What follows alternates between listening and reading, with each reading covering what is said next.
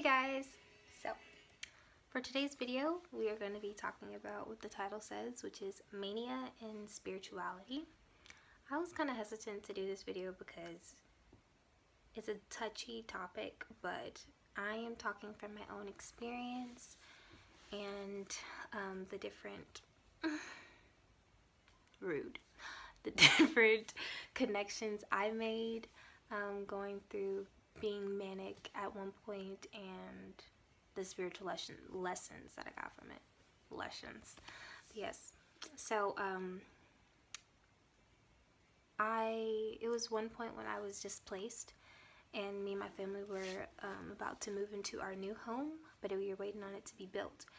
So, we were living in a hotel for about a couple months. We were living in Airbnbs and stuff like that, and at this one hotel, the last place that we stayed right before we left, I would go downstairs to the business center and I would sit there for like 2 hours and research.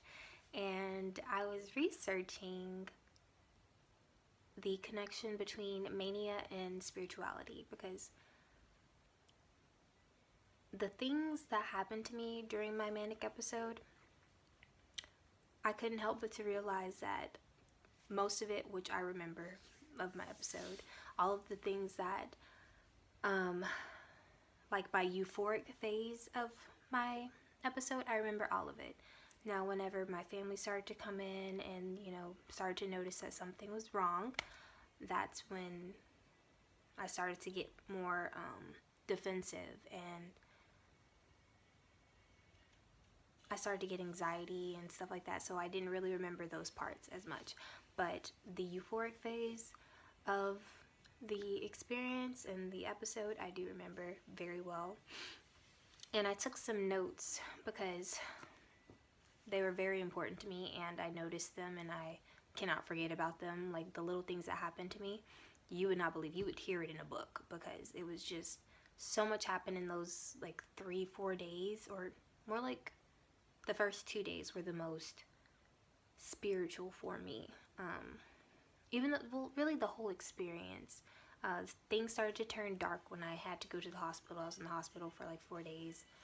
And then I went to basically it was a behavioral unit.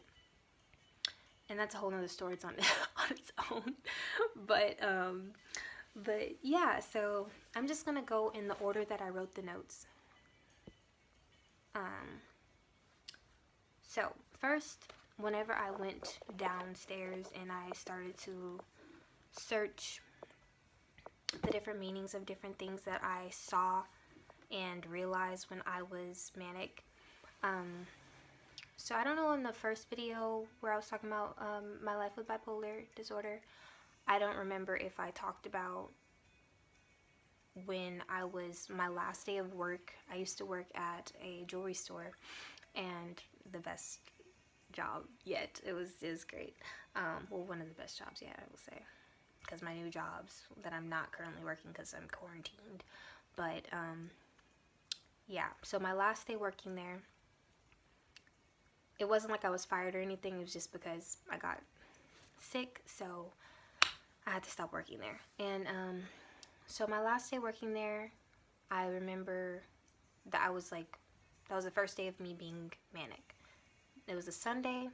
We were going in for a meeting, and I had just got home from, or got back in town, on my side of town, from a night or a weekend with my ex, and we were downtown and we stayed at this really nice hotel and everything. But that whole Sunday, so we spent the night Saturday. The whole Sunday, the next day, I woke up at like 5 in the morning, and I was like, just go, go, go. I was just like wanting to go find breakfast, wanting to walk around downtown because I was really excited and really, but I was also manic and just happy about life. I just woke up just like, I can do anything. And that's one thing that people with bipolar know. When you're manic, you feel like you are on top of the world and that you can do literally anything. You feel like a superhero. And that's one of the points that I'll get to later on in the video. But, so back to being at work. we were having a meeting, and I came in, my hair all over my head because I took a shower, and it was all in the shower. Had a great night in the shower, and all of that. And so my hair was all over my head. I actually had this shirt on, I believe. How funny. But I started to, my manager was giving out awards and everything, and like just little like thank yous to the team, and I was just really emotional because I loved my team so much, and being manic, I was just feeling everything emotionally times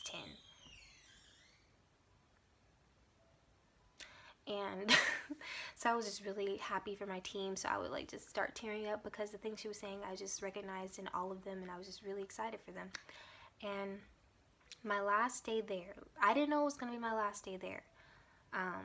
There was a beetle that started walking towards us. And then me being manic, I was like, don't be scared, you know, it's just a beetle. And so I like basically not connected with the beetle, but connected with the beetle. And I was like, oh, you know, it's no big deal, guys, you know, it's just I'm gonna just lead it out the door. And so it literally followed me out the door. And that on its own, like, that doesn't happen every day. Like, all I had to do was walk it out the door. Me being manic, just, you know, letting it follow me. And they were like, it's following her. Oh my God, what? And yeah, and so one of the notes, the first thing that I wrote down in this little note, I have like 2 pages of notes, was the beetle's spiritual meaning, which is, beetles appear to show you crossroads. You have a choice of continuing on the same path you have taken this far, or you can peer down the path that holds a new awakening and enlightenment of the cosmic elements and forces. So, reading that, I was just like, wow. Like, I had to, that was my choice. I ended up leaving and not working there anymore. Even though it was a great experience, a great time working there. I did end up finding even more enlightenment, even more everything, you know, later on that day, and that whole little time period. So now I really pay attention to, they're called scarab beetles, and they are an ancient, it's just a spiritual, I don't know if a totem is the right word, it's a spiritual element. Like, it's one of those, like, just like a butterfly or a snake, or, you know, different animals that have spiritual meaning. A beetle also has very much spiritual meaning. And yeah, it wasn't like a cockroach or anything like that. It was a beetle. And so I always noted that beetle literally followed me out of the store. I walked it out of the store, and then that was my last time there. And I always remembered that. So for my personal message, I wrote down to start wearing a scarab beetle necklace. I haven't found one yet. One will cross my path eventually, but for right now, I've been having a scarab beetle as my wallpaper, as my screensaver. So I see one every day, all the time. So, and yeah. And then after that, after I started writing about the beetle, I started to talk about mania and spirituality.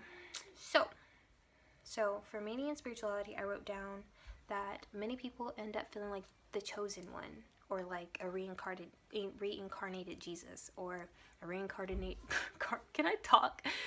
carnated Buddha. You know, they just feel so enlightened all of a sudden. And that's the part that is really tricky with being manic and bipolar in general, that you feel like you're on top of the world and that you can do anything. And there's a really thin line between, you know, you wanting to jump off a building because you feel like you can fly, or taking that and balancing it with your reality. That is what I've noticed is so important in my experience with mania, bipolar, everything, is to keep yourself balanced between reality and what's happening right now, what people are telling you, and your spiritual experience. That is the most important thing, to not be able to make yourself look crazy. 1, not to end up like a psych ward. 2, into a psych ward. And not having to do the most. Like, I have to do the most dealing with medicine and having to it's just annoying, and it really is one of those things that can easily make me not fall into depression, but get me close to it, is having to think about, like, I have to take medicine. Not fun, you know? I don't, and I've had times where I didn't take my medicine and everything, and it's like little things like me not having to get much sleep is one of them. You only get like 3 hours of sleep, but you have all of this energy all of a sudden, and you can go on for forever. And it's like being on the best drug ever. And I think I said that in my last video. But learning to keep that balance and making sure you do what you need to do whenever you see those signs. My signs are the lack of sleep, starting to be, it's sad to say, but starting to be like too happy, too much, those are my little signs that I need to just bring it down, bring it back to reality, So when you try to tell someone who is going through a period of feeling like they're Jesus, that's when the police start to come in. That's when family starts to be worried, friends start to be worried, all of that. And in our society, where we are right now, I'm in North America, I live in Texas. You saying something like that, like I said, it's going straight in the psych ward. What are you talking about? Because no. But the thing about it is, and I've noticed as well, like in a lot of the bipolar books that I've read, they always talk about how there was like a where they felt very enlightened, they felt very in tune with themselves, very just they felt on top of the world, and but they don't talk more about it. They feel like there's not a connection between spirituality and being bipolar. But I feel like there is. Like, from my experience at least, I definitely feel like there is. Like, the things that I experienced while I was going through my episode, no denying it. And the fact that, other people have gone through the same thing, but they continue to ignore it because society is like, no. There's not enough connections for people to see that there is a valid connection between the two. So that's why I wanted to do this research and look more into it, because eventually I probably want to end up writing a book or holding a space for people who are going through things like that. Because instead of like trying to throw somebody in a psych ward, I think there should be people who are there to educate them. Like, yes, if they're going through an episode, they aren't going to be fully, they aren't going to fully receive you. But I mean, if it's a new person, like say for instance, I come into someone's life and they're going through that, they don't know me, and I don't know them. So we just start off as a clean slate. I get to know you, you get to know me. We talk about your experiences, we talk about the things that you're going through, and we also try to balance you out, help you to find the reality in it all, not try to force substances down your throat. You see what I mean? You get me? It's a low-key slug, but yeah. Anyways, but don't get me wrong, medication is also a vital tool to help you to get back to where you are, but I also think there should be an explanation behind it. Like, you need to explain to these people, and I also think that there should be some more holistic ways of trying to deal with getting somebody back level-headed from being manic. Because don't get me wrong, like it's not healthy for a person to be manic all the time. That's not what I'm saying at all. But I do want people to learn from their experiences instead of just blowing it off, and then thinking that they were crazy because society has told them that they're crazy. Yeah, so I'd be going on a tangent. Okay, anyways. Okay, to effectively, also what I wrote down is to effectively manage being manic, you have to vigilantly watch your thoughts, examine them, and challenge the reality of your thoughts. Like I said, staying balanced between reality and staying also understanding and looking into, you know, the things that you're experiencing, because it's a lot of lessons to be learned in the little things that you end up doing when you're manic. Like for me, I was downtown that day on that Sunday, and that morning before I went into work, I was all around downtown, and because my ex was still asleep, and I was like, I'm just gonna go walk around downtown because I feel like it, and I don't want to just sit here and watch you sleep. So I was going around downtown, and I was just finding myself in like this like botanical garden type thing. There were some plants that hadn't been planted yet, and I started to plant. I sat down on the ground, and I planted this plant, and I started to pick up, this is where my family really thought I was going crazy, because I started to pick up cigarettes, I started to pick up trash on the ground. I didn't want to see it no more. So I just picked it up. It was not that hard to grasp your head around. Yes, it is gross. Yes, I would have, like me being myself right now, yes, I would have used some gloves. But when you're manic, you're not really thinking about the external things. You're just thinking about, this needs to be picked up, so I'm going to pick it up. And so it's little things like that. I taught myself, like, if you see something, just pick it up. It's not really anybody else's job. Like, nobody really gonna pick up them cigarettes butts. Like, that's just nasty. I don't like looking at it. I don't like looking at trash on the ground. So yeah, I learned to pick it up. And I also, for some reason, I was running. I was running, and I was trying to go back to the hotel or something like that.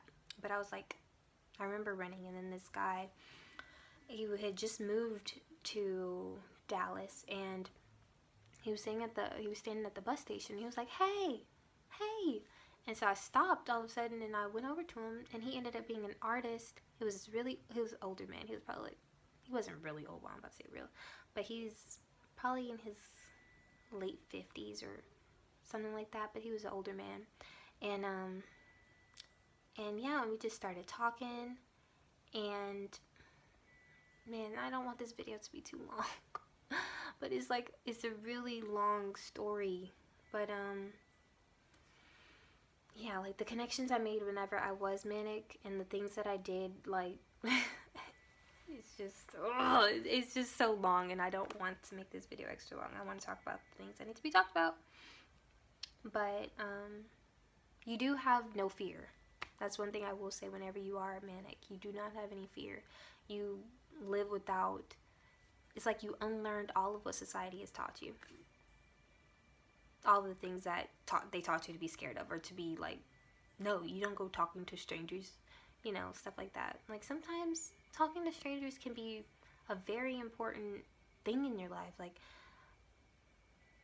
so I'm gonna just get into it. Okay, anyways, so this man, he was like, yeah, I'm pretty hungry, you know, and I had some leftover waffles from when I ate earlier, and so I was gonna go back to the hotel and go get them for him and come back.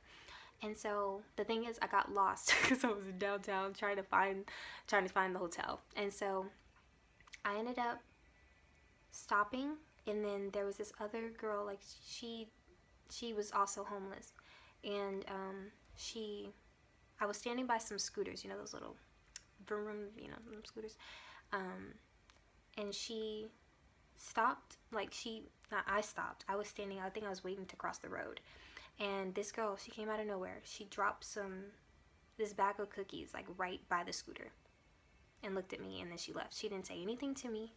And the thing is, I could not find the hotel. I would have to go back to, I forgot his name.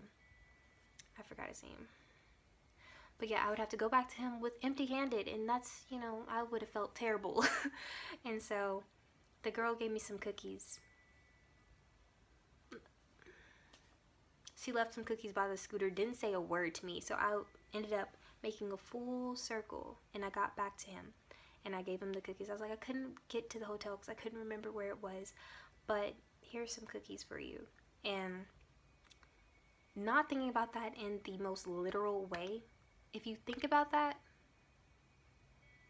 I don't know how else to explain it. Like, whenever I explain it, I want you to receive it the way I received it, because that blew my mind. The fact that she left some cookies there.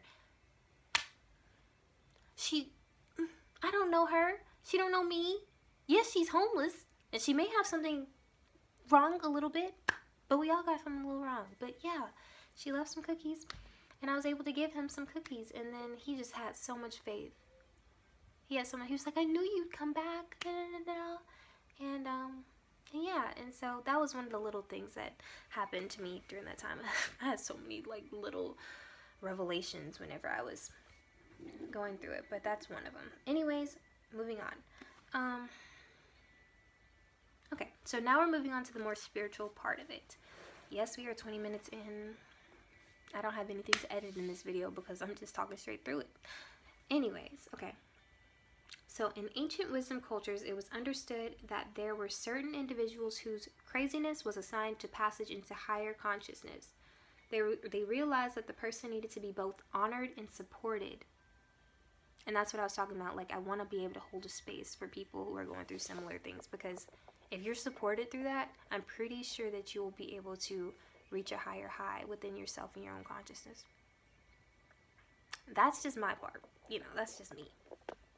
But anyways, it seems to be a cultural bias that might determine whether an experience is labeled psychotic or spiritual. For example, individuals such as shamans, prophets, and spiritual teachers, saints, and luminaries may be considered brilliant because they transcend the human experience. And essentially, that's what we do. You know, that's what people who end up being manic and go through that. Sometimes, some people go through a completely different experience, and this is not necessarily, if you don't connect with that, then this isn't for you, I guess. But for the people who have had a similar experience to me, yes. Not saying that we're like spiritual prophets and stuff like that, but we definitely, you see what I'm trying to say, hopefully, is that we're not crazy. Do I look crazy? Maybe just a little bit. But so transpersonal psychologists believe that the spiritual emergency can be quite powerful because the experience tends to transcend the ego. When I say transcend the ego, that basically means what I was talking about earlier, letting go of literally everything that society has taught us. And may be a natural developmental process that has psychological and spiritual elements. So, yes, my experience definitely had some spiritual and some psychological elements.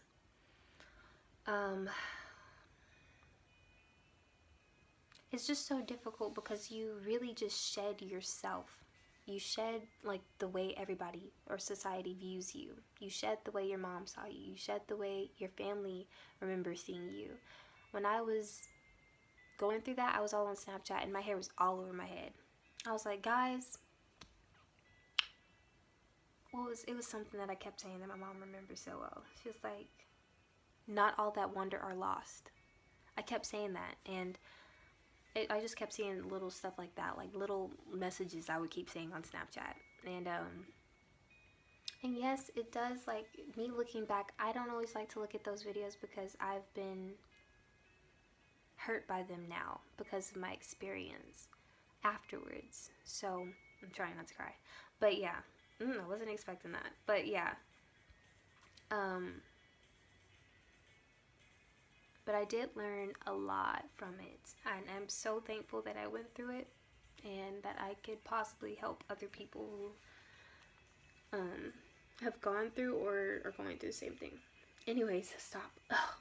Okay. Instead of a therapist making them feel crazy, they should normalize the experience and express it in an educational and transformative way. Unless the person is harming someone else or themselves, of course. It is also beneficial to accentuate what may be learned from the situations. So, culture is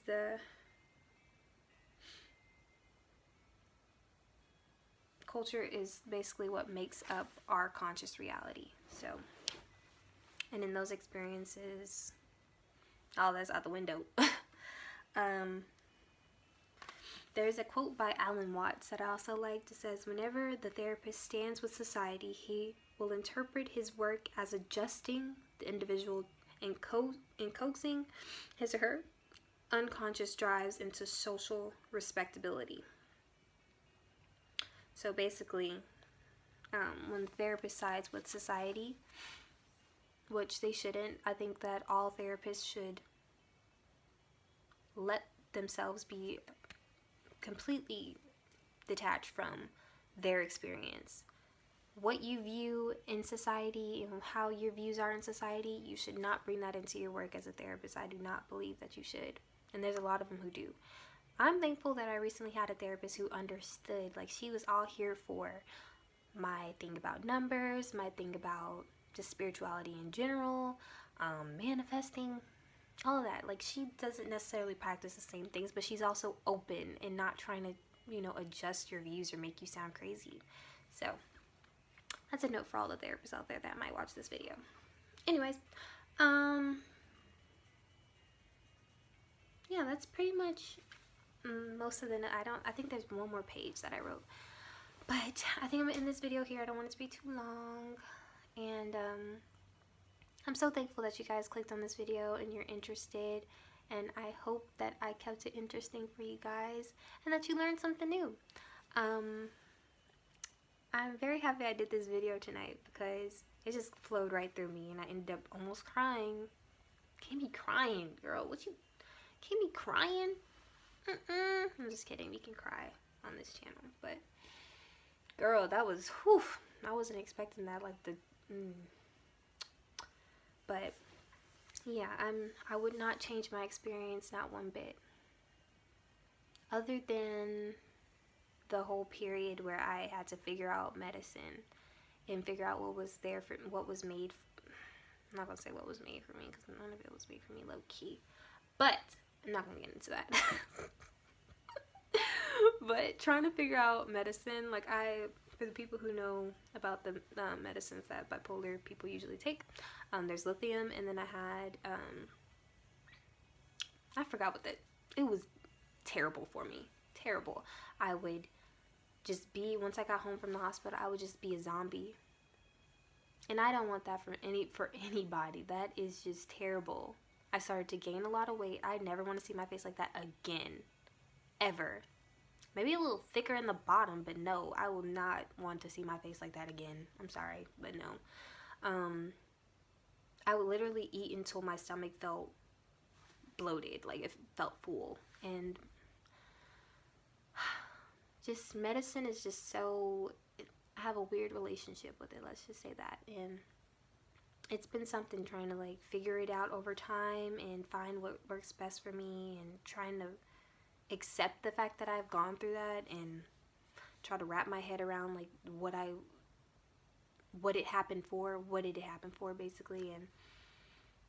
And yeah, but like I said, I would not take it back at all. You know, I think all of it was necessary for my growth and who I am right now. So, I'm so thankful that you guys clicked on this video. If you like me, if you think that this information helped you at all, please give it a like if you want. And if you have any questions, or if you have any praises or anything that you agree with, please feel free to comment. And yeah, if you like me, you should definitely subscribe. If you want more videos like this, let me know, and I would be happy to talk more about stuff like this, because as you can see, I can go on for 30 minutes. So yeah, I'm about to hit 30 minutes in a second. But yeah, I like to talk about like numbers and spirituality and manifesting and butterflies and ladybugs and bees and stuff like that. So we can talk more about that and all that, you know, anything that you're interested in, let me know. But yeah, thank you guys again for watching this video, and I'm so thankful for you. I hope you have a great night, great morning, grand rising, wherever you are, and peace.